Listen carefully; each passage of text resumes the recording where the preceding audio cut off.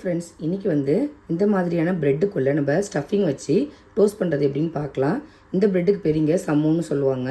இதை வந்து நம்ம குறுக்க வந்து கட் பண்ணிவிட்டு இதுக்குள்ளே நம்ம வெஜிடபிள் ஸ்டஃபிங்கு இல்லை வந்து மயனஸ் அது மாதிரி ஸ்டஃப் பண்ணி சாப்பிடுவாங்க. அது மாதிரி ஒரு ஸ்டஃபிங் ரெசிபி தான் இன்றைக்கி நம்ம பார்க்க போகிறோம்.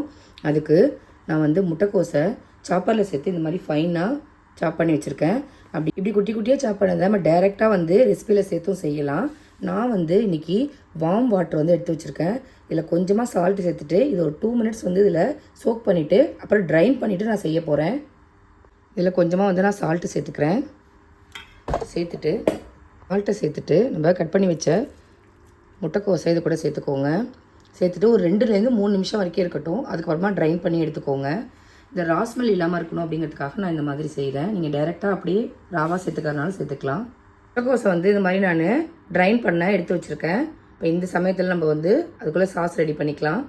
மிக்ஸி ஜாரில் பாயில்டு எக்கு 2 சேர்த்துருக்கேன். இது கூடவே 2 பூண்டு பல் எடுத்திருக்கேன். 1/2 ஸ்பூன் அளவுக்கு மிளகு, கொஞ்சமாக சால்ட் எடுத்திருக்கேன். இதையும் இந்த மிக்ஸி ஜார்லேயே சேர்த்துக்கோங்க.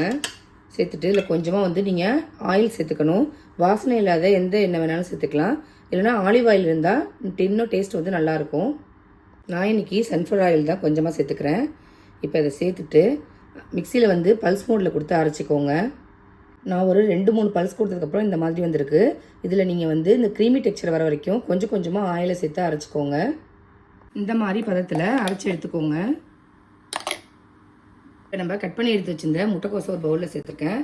இதில் 2-3 ட்ராப் அளவுக்கு லெமன் ஜூஸ் சேர்த்துக்கலாம். ரொம்ப சேர்த்துறாதீங்க. நம்ம ரெடி பண்ணி வச்ச இந்த மயனஸையும் சேர்த்து இது கூட நல்லா மிக்ஸ் பண்ணிக்கோங்க.